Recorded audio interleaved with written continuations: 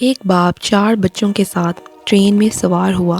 ایک سیٹ پر خاموشی سے بیٹھ گیا اور کھڑکی سے باہر دیکھنے لگا۔ بچے بچے نہیں، آفت کے پرکالے تھے۔ انہوں نے ٹرین چلتے ہی آسمان سر پر اٹھا لیا۔ کوئی اوپر کی سیٹوں پر چڑھ رہا ہے تو کسی نے مسافروں کا سامان چھیڑنا شروع کر دیا۔ کوئی چچا میاں کی ٹوپی اتار کر بھاگ رہا ہے تو کوئی زور زور سے چیخ کر آسمان سر پر اٹھا رہا ہے۔ مسافر سخت غصے میں ہے۔ کیسا باپ ہے، نہ انہیں منع کر رہا ہے نہ کچھ کہتا ہے۔ کوئی اسے بے حس سمجھ رہا ہے تو کسی کے خیال میں وہ نہایت نکما ہے۔ بالآخر جب برداشت کی حد ہو گئی تو ایک صاحب غصے سے اٹھ کر باپ کے پاس پہنچے اور دھاڑ کر بولے، آپ کے بچے ہیں یا مصیبت؟ آخر آپ ان کو ڈانٹتے کیوں نہیں؟ باپ نے ان صاحب کی طرف دیکھا۔ اس کی آنکھیں آنسوؤں سے لبریز تھیں اور بولا، آج صبح ان کی ماں کا انتقال ہو گیا ہے۔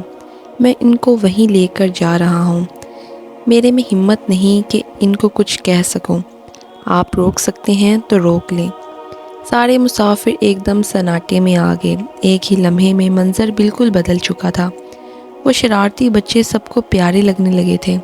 سب آپ دیدہ تھے، سب انہیں پیار کر رہے تھے، اپنے ساتھ چمٹا رہے تھے۔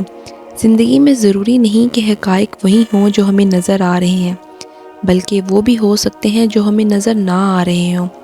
یاد رکھیے، رائے بنانے میں وقت لگائیں، بدگمانی سے پہلے خوشگمانی کو کچھ وقت دیں۔